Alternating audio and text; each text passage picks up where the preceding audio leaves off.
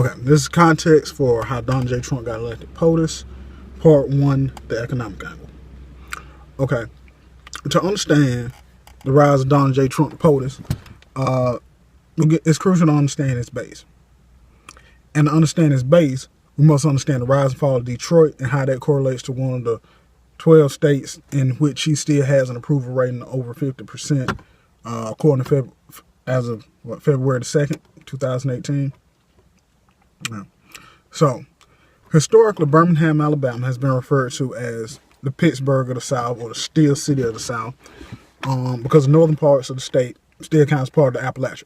A lot of steel workers, a lot of coal miners, welders, textile production, and all the other regular traditional manufacturing work. So much so that even in conservative Christian Alabama, in Birmingham, there's a statue dedicated to Vulcan, which is god out the Roman pantheon, I believe. But he's responsible.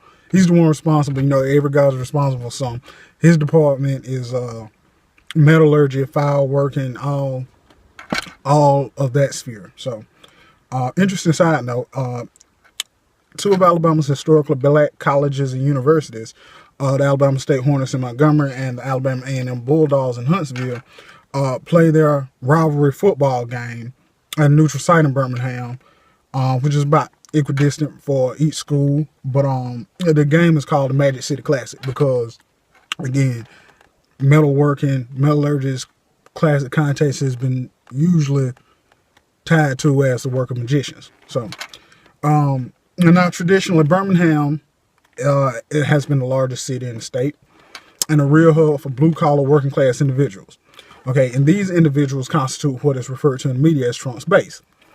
Okay, Birmingham is set to get passed up by Huntsville in the next decade or so as the largest city. And that's why it's so crucial to understand these dynamics, because what's happening in Alabama is a microcosm, basically, of what's happening on the macro national scale and really just globally. Okay, so traditionally Huntsville has been basically the Silicon Valley of the state.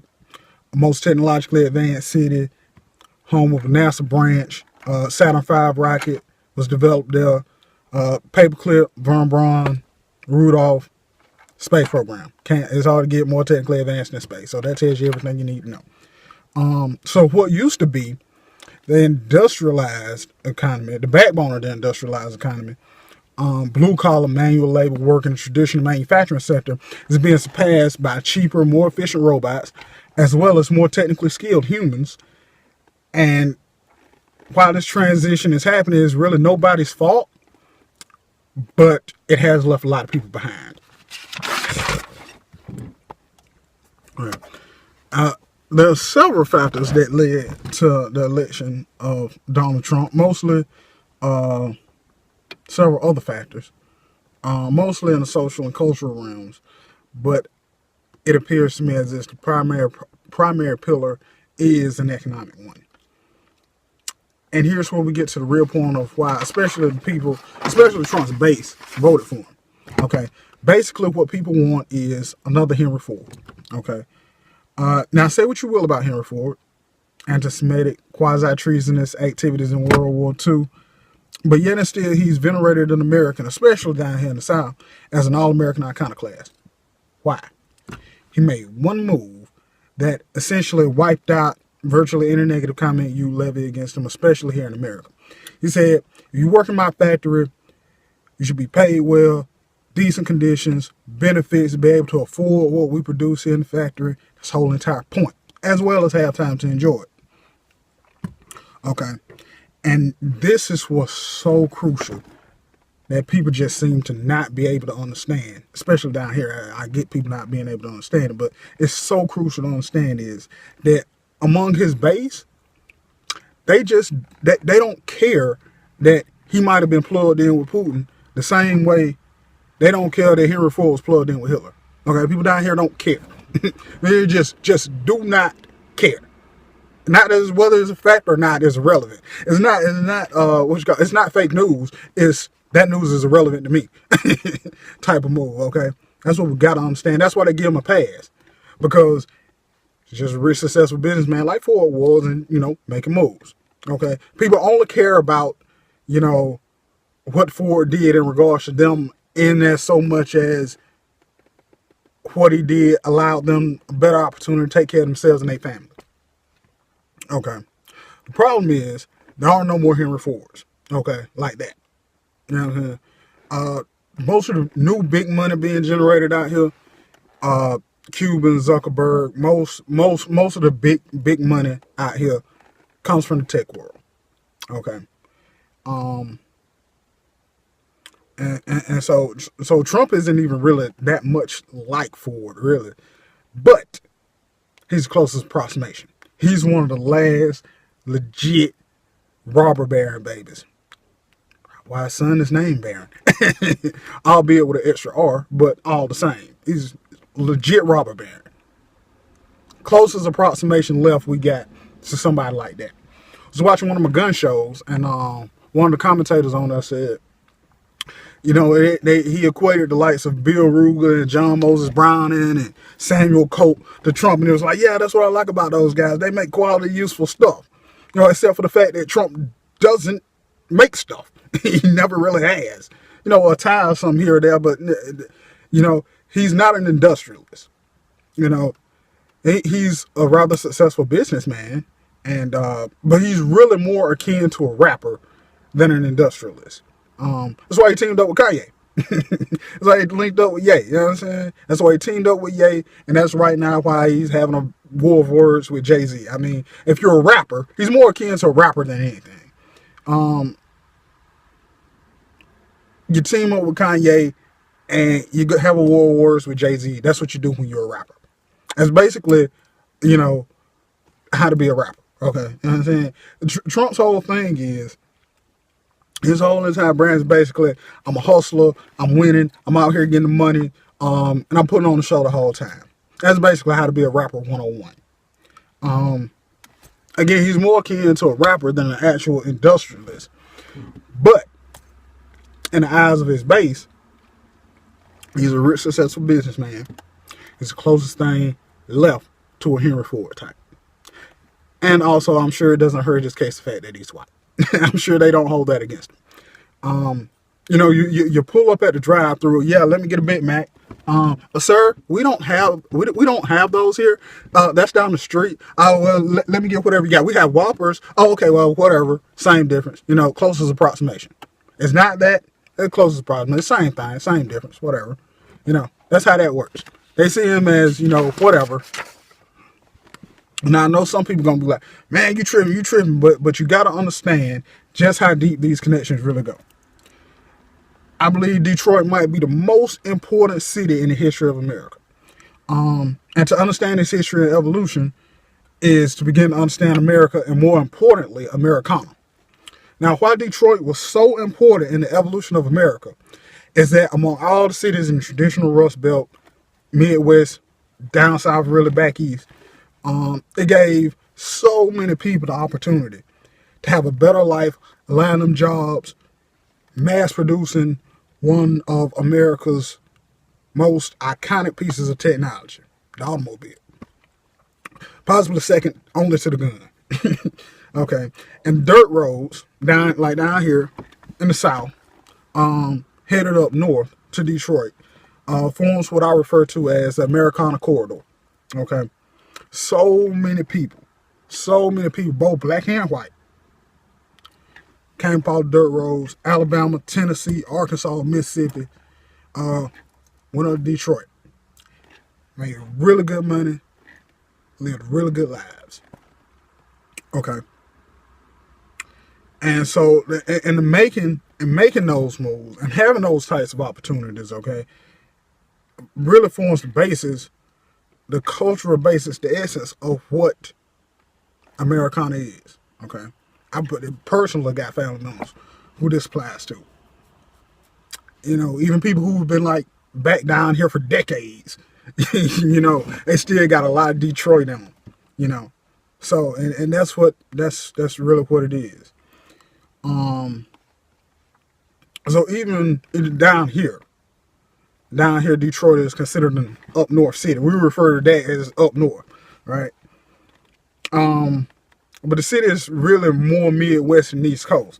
But because of all the economic migrations that happened, the city was infused with a lot of down south flavor and sensibilities, okay? And so this cultural melding is exemplified not only in the industriousness of the city, but also you see it portrayed it's in the media and arts of how the city is portrayed. One of my favorite sitcoms of the 90s, Home Improvement. Tim Allen starred as Tim Taylor. Basically a pretty typical Larry man. His nickname is Tool Man. He loves his tools, building things, cars, sports, just all the regular, average, everyday guy stuff, right? The absolute epitome of those blue-collar working class sensibilities that both Alabama and Detroit have, right? And in more current pop culture, the characters akin to Mike Rowe. Over the past decade or so, Mike Rowe is known for, among other things, the Dirty Jobs TV series. They did a campaign down here called Go Build Alabama, which was an initiative to get especially younger people to consider professions and skilled trades and whatnot, and starring in several Ford commercials, of course. So, and then it's music. And that fusion of down south flavor and big city dreams is the basis for one of the most vibrant and timeless catalogs, eras in all of American culture, the Motown catalog. It's that fusion of southern flavor and big city dreams, right? So, and that connection persists even to this day. One of America's most iconic artists, Eminem, Detroit native, 8 Mile. He signs the artist to his label, Shady Records. From where? Yellow Wolf, Gadsden, Alabama. So, Kid Rock's another one of those artists. Even though he's from Detroit, you can still tell that he's about as dirt road as it gets. You know what I'm saying? Like, he's from Detroit, but he's still Nashville Slim. You know what I'm saying? You know what I'm saying? Even though he's Mississippi Pimp, but he's from Detroit though. You know what I'm saying? He's from 7 Mile. He's all 7 Mile, but he's still Mississippi Pimp though. You know what I'm saying? And so that's what Americana essentially is. Now the cultural connections between Alabama and Detroit run so deep, in fact. One of the cities along with Detroit to put out some of the most iconic Americana music, most of shows Alabama Fame Studios, right? Similarity is so striking, in fact, that Henry Ford himself was even looking into doing some massive development work and infrastructure work in the city. I'm talking about big plans. Didn't really happen, kind of, sort of melted down and whatever. Became large part of those plans became the TVA and whatnot. But the other side of the coin is that those cultural connections are shared both for the better and the worse. And to date, the second largest municipal bankruptcy in America is Jefferson County, Alabama, which is the county seat of Birmingham, the largest city in the state. And of course, the largest municipal bankruptcy, Detroit itself. A recent assessment by 24/7 Wall Street and posted by MSN labeled Birmingham as the second worst city in America in which to live, beaten out by who else? Of course, the one and only Detroit, right? This is why the Great Recession hit Detroit so hard. When the Great Recession happened, Detroit fell hard and it fell fast. Because it was all about the soul of the city, the essence of the city was all about people from all economic, ethnic, and most importantly, educational backgrounds being able to show up, get a good job, almost no questions asked. And as a result, this is what allowed for that thriving, robust middle class. But as teachers tend to tell students with, dreams of playing pro ball, you need an education to fall back on. And Detroit is not like Boston, where, Boston, you got some of the best doctors, universities, political families, research facilities, so forth and so on. And not say, of course, Boston got a tough, gritty side to it. You know what I'm saying? I'm a Southie. You know what I'm saying? Southie. You know what I'm saying? Of course they do. But, and not to say Detroit don't have, some really smart people, but the overarching context of the situation and the history of the city is, Boston is as smart and erudite as Detroit is, savvy and tough. That's what those cities are primarily known for.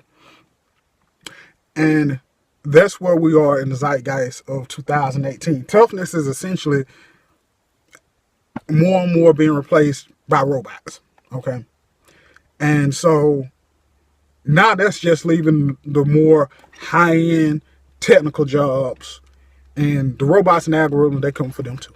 They coming for them as well. So those are not ultimately going to be spared either. But that's where it is. And so it just gets down to the very high-end technical skilled people is what the economy needs nowadays. And it's what the economy needs even if you have to import them. No matter where they come from, those are the type of individuals with the type of skill sets that the economy requires today, to the degree that it still requires humans. Thomas Friedman pointed out in an interview not too long ago, I was talking about the changes in the economy. He was talking about how the Chinese are coming over here and they got perfect math SAT scores. They got a perfect score. They're perfect math SAT scores. And not only that, they coming from a culture that prizes few things above education. Few things prized above education over there, right? The states where Trump won, places like Alabama, West Virginia, you know what I'm saying? McDowell County, West Virginia. Man, look, large segments of the population, not all, large segments of the population, illiterate. Functioning illiterate, and not even that highly functioning. Not even like really, really high-end functioning illiterate. You might not be literate, but you can do all types. No, low functioning illiterates. Large segment of the populations. And this is why when Trump comes out, I love the poorly educated. And the crowd goes crazy. They love it back. Yeah. Now you know why. Functional illiterates, lowly functional illiterates, unfortunately. And that's why people are so upset. Why are people so upset? Life expectancy, if you're born in West Virginia, life expectancy in West Virginia, only that much more than if you're born in Haiti.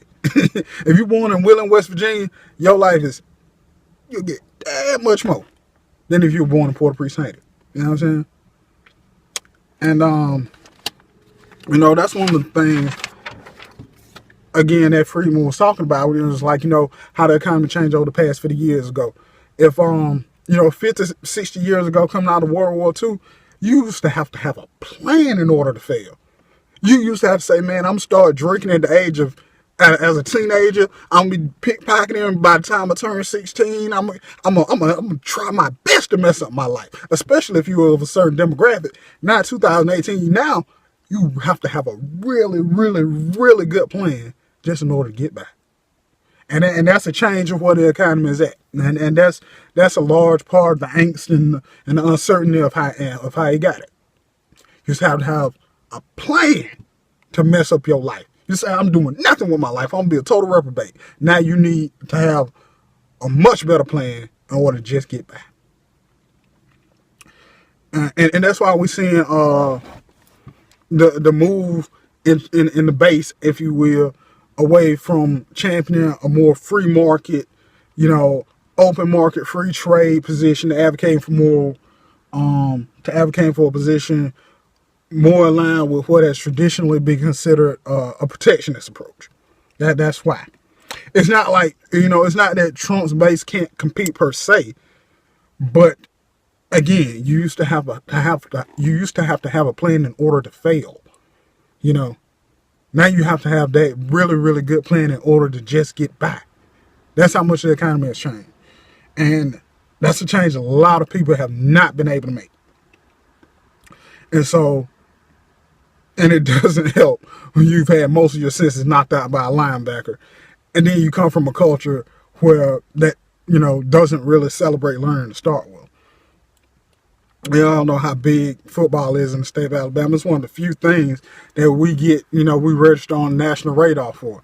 You know, entire state, entire constitution of the state of Alabama could be rewritten to say, go to church, shoot guns, drink shine, and win national championships. And honestly, we wouldn't know the difference down here. That's all people talk about down here. That's the people's entire world. One of the main refrains that always gets to me, especially in the African American dialogue, and especially in reference to among African American men, is that America really doesn't appreciate them, except for they only really value them for their physicality. All right, you either picking cotton, you either playing sports, you running the jump, you're doing something physical, right? That black men aren't appreciated in America for their intellectual capabilities, right? That's one of the main things. And while that might be true to a degree, it's really just a more general aspect of the tradition of the Western Civ. Even Socrates, on his deathbed, allegedly said something to the effect of, you wish me suicide by hemlock. You want me to drink hemlock. I should be getting, treated like an Olympic hero, So it's not too much to do with black. It's more just functional Western Civ in general, the overarching field of Western Civ in general.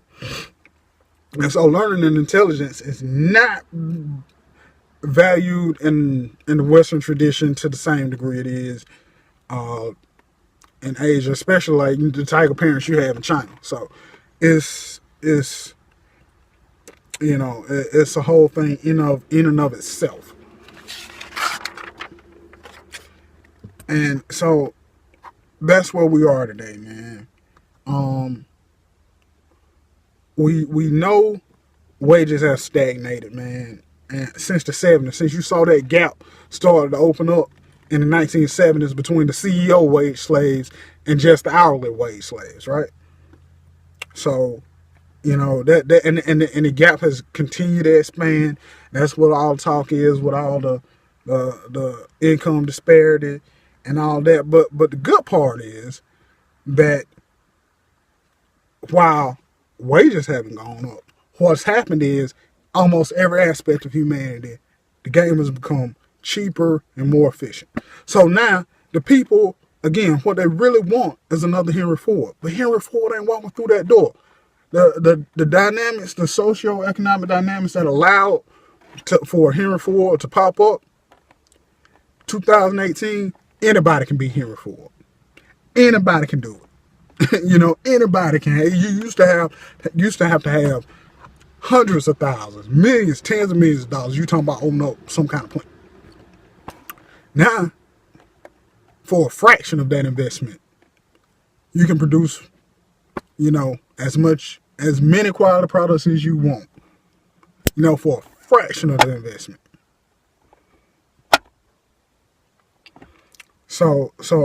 But that's not going to help people if people are not technologically literate. And again, a lot of people don't want that. People just look at that's what it's all about. They look for Trump. They again, in that same Friedman interview he references, a lot of people are waiting for the railroads to come back. Railroads ain't coming back. not in those contexts. And we have a lot of people who are left behind. The thing is, what can you really truly offer those people? Because, of course, he comes out and that's what they want that. That's why when you're looking for something, anybody can tell you anything, you'll go for it because you're looking for it, But it's not going to help. The technological innovations and where the economy is going, it's not going to be really helpful to you. You're 50 years old. What you doing in the code? You really going to learn Python? You really in a coding class now? That's it? You can barely write your own name. 50 years old, can barely read and write your own name. You in a coding class, so really? No, so what do you do with these people? And again, this constitutes his base. And again, pushing 30-year resident. I live now. You getting it straight from the horse. You getting it straight from the horse. This ain't nothing I made up. This is my life. I've lived nearly 30 years. So it is what it is. But I'm not sure what you can do to help that population. Aside from just trying to raise the general level of technical literacy, helping people transition into an economy where they can see themselves developing and taking care of themselves, using technology to account for, to account for everything that wage increases would have helped with. Essentially everything that would be helped by wage increases, there's a technological, at least a band-aid for it. But again, you have to understand and know how to make that technology work for you. And, so that's the move. Again, this series is not about, I'm not some guy with all the answers. My whole point is just trying to provide as much context and healing and understanding about the situation as possible. Because without that, technological innovations, wondrous as they may be, probably not going to lead to the actual results that we really need. Or that anybody really wants. So, yeah, this is the first part. It's probably going to turn into at least a 3-part series, because this was the economic part. But again, like I said, there are other social and cultural, parts of the zeitgeist that need to be paid attention to just as much as the economics. At the end of the day, dollars mean a lot. They do mean a lot. So, blessings, one and all. Catch up in the second part of the series, man. Blessings, world.